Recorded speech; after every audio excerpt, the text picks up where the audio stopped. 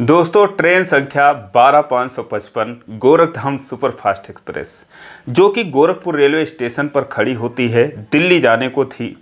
तभी उसके sleeper coach में एक 22-23 साल की लड़की बैठती है।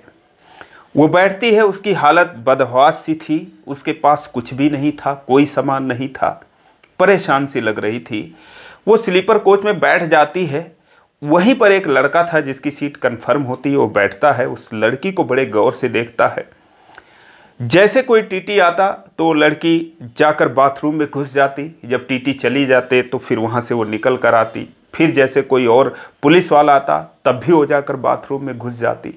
अब दोस्तों, जब वो लड़का उस लड़की की ऐसी हरकत देखता है तो वो उससे बात करने की कोशिश करता है, उसके पास जाता है, लेकिन वो उसे फटकार देती है। उसे जो है कहती है तुमसे क्या मतलब।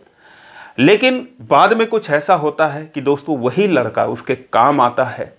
क्या कुछ होता है दोस्तों, एक बहुत ही दिल को छू लेने वाली कहानी है। तो आइए जानते हैं पूरी कहानी इस वीडियो में। लेकिन वीडियो में आगे बढ़ने से पहले बस वही रिक्वेस्ट, वीडियो को लाइक कर दीजिए, चैनल को भी सब्सक्राइब कर लीजिए ताकि मेरा हौसला बढ़ता रहे।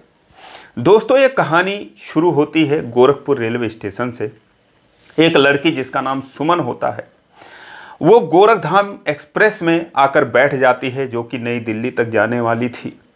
उसकी स्थिति जैसा कि मैंने बताया बहुत ही दयनीय थी, उसे देखकर ही दया आ रही थी। और उसी ट्रेन के स्लीपर कोच में एक लड़का जिसका नाम राहुल होता है, वो भी दिल्ली में काम करता था, गोरखपुर का ही रहने वाला था। वो बैठता है। बहुत सारे लोग उस लड़की को देखते हैं और ये जानने की कोशिश करते हैं कि ये कौन है, क्योंकि देखने में बहुत ही सुंदर, पढ़ी लिखी लग रही थी, बहुत ही खूबसूरत, अच्छे घर की लग रही थी। लेकिन उसकी स्थिति ऐसी थी कि जैसे कितनी ये परेशान है। फिलहाल जब वहाँ पर वो बैठती है, जैसे टीटी को देखती है, बाथरूम में जाती, घुस जाती है, टीटी चले जाते हैं, फिर निकल जाती है। कुछ देर में पुलिस वाले आते हैं तो घुस जाती है, उसके बाद फिर बाथरूम से निकल जाती है। अब सारे लोग देखते हैं, लेकिन किसी की ना तो किसी को इतना मतलब था, ना तो किसी को इतनी पड़ी थी कि चलो बात किया जाए। लेकिन जो राहुल था दोस्तों, अलग ही किस्म का लड़का था। दोस्तों, उससे किसी का दुख नहीं देखा जाता। वो काफ़ी उत्सुक होता था किसी के बारे में जानने के लिए कि आखिर ऐसा ये क्यों कर रहा है या क्यों कर रही है। तो फिर वो जाता है, जैसे वो बाथरूम से निकल कर बाहर आती है, वो उसी के दरवाजे पर ही उसका इंतज़ार करता है।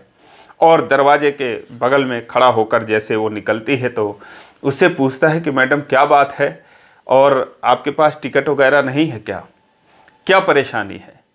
दोस्तों, सुमन उससे कहती है इससे तुम्हें क्या लेना देना, क्या बात है क्या नहीं है, तुम अपनी परेशानी देखो।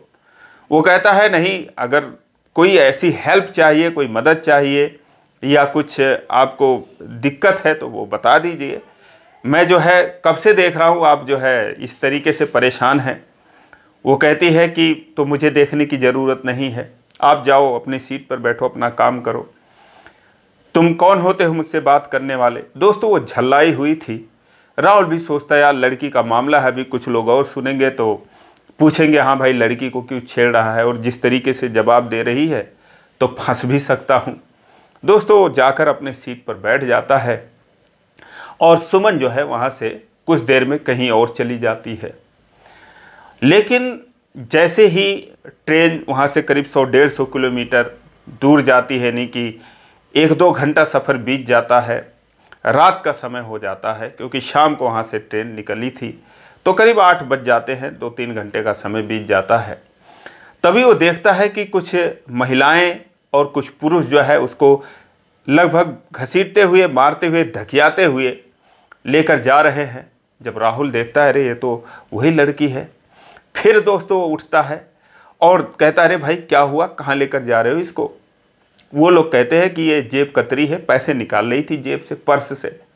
वो कहता है क्या बात कर रहे हो यार, और मैं तो कब से जो है इन्हीं को ढूंढ रहा हूँ, इसकी तबीयत सही नहीं है, इसका दिमाग सही नहीं है आजकल। अब वो लोग कहते हैं तुम्हारे साथ है। कहता है हाँ मेरे ही साथ है, मैं तो जानता हूँ और हमारे ही बगल की है ये, कैसे तुम लोग कह रहे हो, ऐसा ये कुछ नहीं करती। उसके बाद वो कहते हैं तो लो इसको संभालो और जो है इसको पकड़ के रखो। किसी महिला के पर्स से इसने पैसे निकाले। फिलहाल दोस्तों वो जो है वहाँ से उनको छुड़ाता है और उसके बाद लाकर अपने बगल में वो बिठा लेता है। अब बगल में वो बैठी थी चिंता में डूबी हुई, एकदम से उसके आंखों में आंसू भरे हुए। ये सोचता है कि कैसे इससे बात शुरू करूं, क्योंकि पहले बात करने का नतीजा ये भुगत चुका था, जान चुका था कैसे उसे फटकारी थी ये। फिलहाल वो बातचीत नहीं करता, वो बैठी रही और उसके बाद वो कहता है कि कुछ खाओगी? तो वो कहती है कि हाँ। सर हिला देती है, जाता है कुछ बेचने वाले से खरीद कर लाता है और लाकर उसको देता है। दोस्तों, जैसे वो सुबह की भूखी हुई थी, जैसे पाती है उस पर टूट पड़ती है, खाती है, पीती है, थोड़ी सी राहत की सांस लेती है। उसके बाद वो राहुल से पूछती है कि आप कौन हो? कहता है कि मैं एक परदेसी हूँ और दिल्ली में मैं रहता हूँ, काम करता हूँ। फिर भी वो उससे नहीं कुछ पूछता है, सोचता है चलो वक्त आने पर पूछ लूँगा। फिर वो कहती है सर में बहुत दर्द हो रहा है। कहता है ठीक है, ऊपर की सीट खाली है, जाकर अभी लेट जाओ और जिसकी है जब सोना होगा तो तुम जो है चली आना।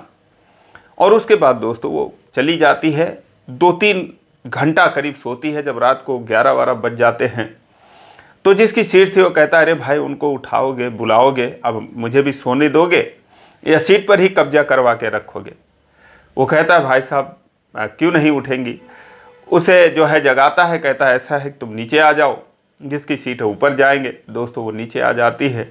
सारे अपने अपने सीट पर सो चुके थे और वो नीचे की सीट उसकी थी, वहाँ पर वो बैठ जाती है। रो रही थी, सिसक सिसक कर जब रोती है तब वो उससे कहता है कि क्या बात है, क्या परेशानी है, ऐसा क्यों रो रही हो, आखिर कुछ बताओगी तभी तो कोई जान पाएगा। अब वो दोस्तों अपनी फिर उसे वो कहानी बताती है। उसके अनुसार वो दिल्ली में दोस्तों एक मंदिर के पुजारी की बेटी थी, अच्छे खासे घर की बेटी थी। उसके माता पिता, उसका परिवार एक मंदिर में रहता था, मंदिर के सेवादार थे, किसी चीज़ की कमी नहीं थी। पढ़ी लिखी होशियार थी। उसके 2 और भाई बहन थे, उससे बड़े थे, दोनों की शादी हो चुकी थी। उसके पिता, उनकी शादी भी ऐसे ही पुजारियों के जैसे मंदिर के जो सेवादार थे उन्हीं के घर में किए थे। लेकिन जब ये 12वीं में पढ़ रही थी दोस्तों तभी इसको एक लड़के से प्यार हो जाता है। लड़का उत्तर प्रदेश के गोरखपुर का रहने वाला था, उसका नाम रजत होता है। प्यार हो जाता है दोस्तों कम उम्र में। और उसके बाद घर वाले को जब ये बात खबर लगती है तो बहुत समझाते हैं, बहुत डांटते हैं, लेकिन कहते हैं कि दोस्तों जब प्यार हो जाता है तो एक हिसाब से किसी किसी की मति भी मारी जाती है।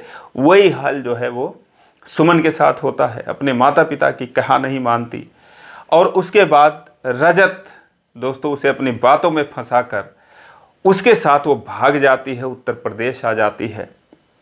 जब वो चली जाती है तो उसके पिता बहुत सख्त मिजाज के थे, उनके जो है इज्जत को बट्टा लग जाता है और वो कहते हैं कि ऐसे समझो कि वो बेटी हमारे लिए मर गई। अपने घर वालों से सबसे बोल देते हैं कि आज के बाद उसकी शक्ल नहीं दिखनी चाहिए। और वो जाती है रजत के साथ दोस्तों सपनों की दुनिया में। लेकिन कुछ ही दिन बाद उसे एहसास होता है कि उसने बहुत गलत चुनाव कर लिया। जो रजत था उसके माता पिता भी गांव जाती है जब रजत के साथ, तो वो भी उसे स्वीकार नहीं करते। रजत से कहते कहाँ से ले आया और ये कैसे यहाँ पर रहेगी, दूसरा कहीं हम शादी करते कुछ दान दहेज भी मिलता, तमाम चीज़ें। रजत का भी दोस्तों कुछ दिन में जो है उससे मन भर जाता है, मन ऊब जाता है। वो मारपीट करने लगता है, उसे प्रताड़ित करने लगता है। फिर वो अपने माता पिता के पास फ़ोन करती है, लेकिन उसके पिता कहते हैं कि जहाँ पर हो वहीं पर रहो, अगर नहीं रह पा रही हो तो कहीं अपनी जान दे दो, आने की ज़रूरत नहीं है, तुम हमारे लिए, हम तुम्हारे लिए समझो मर चुके हैं, तुम्हारी शक्ल नहीं देखना चाहते हम लोग, तुम्हारी वजह से क्या हम पर बीती है तुम्हें क्या पता होगा। दोस्तों उनका भी कहना ठीक ही था। फिलहाल वो जब रजत ये बात सुनता है कि अच्छा माता पिता इसे इस तरीके से बात कर रहे हैं, अब इसका कोई नहीं है, और उसके ऊपर वो जुर्म ढाने लगता है। उसके माता पिता चाहते थे कि कहीं मारकर ही फेंक दो, क्या फ़र्क पड़ता है, बाद में कोई पूछने वाला तो है नहीं, शादी विवाह दूसरी कर लेंगे। और जब इस तरीके से करीब 1 साल का वक्त बीता उसका जीना मुश्किल हो गया। आए दिन जो है उससे वो मारपीट करता था शराब पीकर। अब दोस्तों एक दिन की बात है कि वो उसको इतना पीटने लगता है कि ऐसे लगता है कि जैसे अब जान ही नहीं बचेगी, और फिर वो अपनी जान बचाकर वहाँ से भाग लेती है। दोस्तों उसके पास कुछ नहीं था, बस एक वही जो चप्पल पहन रखी थी वही था, जो कपड़े उसके थे बस वही था। और वहाँ से वो भागती है, इधर उधर छुपती रही। शाम को वो गोरखधाम एक्सप्रेस पकड़ लेती है, सोचती है कि चलो एक बार और माता पिता के पांव पकड़ूंगी तो क्या पता मुझे माफ़ कर दें, और अगर नहीं भी माफ़ करेंगे तो कुछ भी देखा जाएगा, यहाँ तो कम से कम रहूंगी तो जान नहीं बचेगी। दोस्तों अपनी जान लेकर वहाँ से वो भागती है। और जब ट्रेन में आती है तो वही होता है कि जो उसकी परेशानी को राहुल देखता है, उससे बात करता है तो बात नहीं करती। और वो जब उसे भूख लगती है, क्योंकि वो दिन भर की खाई नहीं थी, पैसे थे नहीं, तो किसी महिला के पर्स से वो 100 रुपये निकालने की कोशिश करती है कि इससे कुछ लेकर खा लूँगी। और तभी लोग उसे पकड़ लेते हैं और मारते हुए उसे लेकर जा रहे थे कि कहीं कोई पुलिस वाला मिले ट्रेन में, उसके हवाले कर दूं। तभी राहुल की मुलाकात हो जाती है और फिर वो अपने पास बिठा लेता है। जब ये सारी कहानी वो उसको बताती है और उसके कंधे पर सर रखकर वो रोने लगती है, तो कहता है कि तुमने बहुत गलत लड़के से प्यार कर लिया, तुम्हें ऐसा नहीं करना चाहिए था, माँ बाप की इज्जत समझनी चाहिए थी, तुम एक पुजारी की बेटी हो, उनके ऊपर क्या बीत रही होगी। अब जो भी हुआ, माँ बाप का दिल बड़ा होता है, जाना उनके पैरों पर गिर जाना, माफ़ी मांगना, क्या पता तुम्हें माफ़ भी कर दें। और फिर उसके बाद दोस्तों उसी तरीके से उनकी रात कट जाती है। उसके गोद में अपना सर रखकर जो है वो सो जाती है। और जब सुबह होती है, ट्रेन सुबह सुबह नई दिल्ली पहुंचती है। कीर्ति नगर की वो रहने वाली थी, और जो राहुल था वो आज़ादपुर में फल और जूस की दुकान चलाता था, तो वहाँ का रहने वाला था। जब वो ट्रेन से उतरती है तो उसे वो अपना नंबर देता है, कहता है कि ठीक है जैसा भी होगा मुझे बात करके बता देना, ताकि मुझे भी कुछ तसल्ली हो जाएगी। उसे 500 रुपये भी देता है कि ये लो रास्ते का खर्चा। लेकिन वो कहती है कि मुझे बहुत डर लग रहा है, अगर आपने इतना एहसान किया, मुझे यहाँ तक ले आए, तो अगर आप मेरे घर तक पहुँचा दें, क्योंकि मुझे बहुत डर लग रहा है, मेरे पापा बहुत सख्त मिजाज के, कुछ भी कर सकते हैं, तो आपकी मेहरबानी होगी। कहता है चलो ठीक है, तुम्हारे लिए ये भी कर लेता हूँ। लेकिन उसे भी डर लग रहा था कि दिल्ली के अंदर न जाने क्या उसके साथ भी हो जाए। फिलहाल दोनों दोस्तों डरते डरते जाते हैं। मंदिर के बाहर लोहे का गेट लगा था, वहाँ पर जाकर खड़े होते हैं, और जैसे ही वो गेट खोलते हैं, वैसे ही जो उसके पिता थे दोस्तों वो सामने ही पड़ जाते हैं। और जैसे देखते हैं, अपनी छड़ी उठाते हैं और दौड़ पड़ते हैं। अब ये जो है राहुल जो है वो डर जाता है, और उसकी जो माँ थी सुमन की, वो रोकने की कोशिश करती है, क्योंकि अपनी बेटी को देखकर वो रोने लगती हैं। लेकिन दोस्तों बेटी तक पहुंच पाते उससे पहले उसकी अपनी वो पत्नी को, यानी कि सुमन की माँ को ही वो वहाँ पर पीटने लगते हैं कि आज तू क्या समझकर मुझे रोक रही है, और इसे बोल दो कि यहाँ से चली जाए, वरना मुझसे बुरा कोई नहीं होगा। उस लड़के को भी उल्टा सीधा कहने लगते। राहुल को सोचते हैं कि इसी के साथ ये भाग कर गई थी, उन्हें क्या पता कि ये तो बेचारा जो है मददगार बनकर आया है। फिलहाल उनका रौद्र रूप देखकर दोस्तों सुमन सोचती है कि मेरी माँ को ही इतना पीट रहे हैं तो मेरे साथ क्या करेंगे। वहाँ से जो राहुल था वो कहता है कि चलो यहाँ से, नहीं तो अभी हमारे साथ भी पता नहीं क्या होगा। दोस्तों वो उसका हाथ पकड़ता है और वहाँ से फिर लेकर चला जाता है, ऑटो में बिठाता है। रोने लगती है, कहता है कि रो मत। उसके बाद दोस्तों अपने कमरे पर लेकर चला जाता है। वहाँ पर जाता है, ये लोग उस दिन रहते हैं, आराम करते हैं। दूसरे दिन से वो अपनी दुकान पर जाने लगता है। कहता है कि ठीक है, अब यहाँ पर तुम रह सकती हो, इसके अलावा तो और मैं कुछ कर नहीं सकता हूँ, बस इतनी मदद कर सकता हूँ, क्योंकि अब तो मेरी हिम्मत है नहीं कि तुम्हें फिर से लेकर वहाँ पर जाऊँ, और तुम कहीं जाओ भी मत, यहीं पर रहो। उसके बाद वो दुकान चलाने लगता है। 2-4 दिन बीतते हैं, लेकिन ये दिन भर रोती रहती थी। यह उसे समझाता रहता था, और फल फ्रूट की उसकी जूस की दुकान थी, तो खाने पीने की चीज़ों की कमी नहीं थी। फिलहाल कोई कमी रखता नहीं था। धीरे धीरे करके 1-2 महीने का वक्त बीत जाता है, धीरे धीरे करके वो उस सदमे से उभर जाती है। लेकिन उसका टाइम नहीं पास होता तो उसे मोबाइल ला कर दे देता है, और तब भी उसका टाइम नहीं पास हो रहा था, क्योंकि खाना पानी बनाती, खिलाती, कपड़े वगैरह धो लेती तो बहुत टाइम बचता उसके पास। तो फिर वो एक दिन बोली कि मुझे भी अपने साथ ले चला करो अपनी दुकान पर। कहता है कि नहीं, अच्छा नहीं लगेगा तुम्हें। कहती है नहीं, मैं चलूँगी, मेरा मन नहीं लगता। तो दोस्तों वो दुकान पर भी जाने लगती है, और जैसे ही उसके पैर दुकान में पड़ते हैं दोस्तों, ऐसे लगता था कि जैसे मानो लक्ष्मी उसके साथ आई हो। उसकी दुकान की जो बिक्री थी जूस की, फल की, वो बढ़ जाती है। जहाँ वो दिन भर में 1000-1200 का पहले बेचा करता था, दिन भर में 3-4 हज़ार 5,000 रुपये की बिक्री होने लगी। अब वो भी उसके काम में हाथ बटाने लगी। दोस्तों धीरे धीरे ये दोनों एकदम से उसी काम में बिजी हो गए। सुमन को अपने ज़िंदगी से जो भी शिकायतें थीं वो दूर हो जाती है, लेकिन कभी कभार अपने माँ बाप के लिए वो रोने लगती है। रोती है तो ये उसे समझाता रहा। फिलहाल एक साथ रहते रहते काफ़ी गहरा लगाव इन दोनों में हो जाता है, प्यार हो जाता है। एक दिन जो है सुमन उससे कहती है कि मैं अब कभी नहीं जाऊंगी, और तुम्हारे साथ जो है मैं ज़िंदगी भर रहना चाहती हूँ। वो कहता है ऐसे कैसे रहोगी, इस कोई तो रिश्ता होना चाहिए हमारे बीच। कहती है हमारे बीच, और जो रिश्ता है जैसा भी है इसी के सहारे मैं काट लूँगी। लेकिन वो कहता है कि ऐसे नहीं होगा, अगर जीवन भर साथ बिताना है तो इस रिश्ते को अलग नाम देना पड़ेगा, शादी करनी पड़ेगी। वो कहती है कि आप मुझसे शादी करोगे? कहता है कि बिल्कुल करूँगा, मैं तो सोच रहा हूँ तुम मुझसे नहीं करोगी। लेकिन दोस्तों वो भी हाँ कर देती है। लेकिन वो कहती है कि ऐसे नहीं होगा, मेरी मम्मी जो हैं, मेरे पिता भले ही सख्त मिजाज के हैं, लेकिन अगर मेरी मम्मी को पता चलेगा मेरे बारे में तो ज़रूर मुझसे मिलने आएंगी, और मैं चाहती हूँ कि अगर किसी का आशीर्वाद मिल जाए अब की बार तो बहुत अच्छा रहेगा। और फिर उसके बाद एक दिन वो जाता है उस मंदिर के बाहर, देखने लगता है कि कब इनकी मम्मी जो है वो निकलेंगी किसी काम के लिए।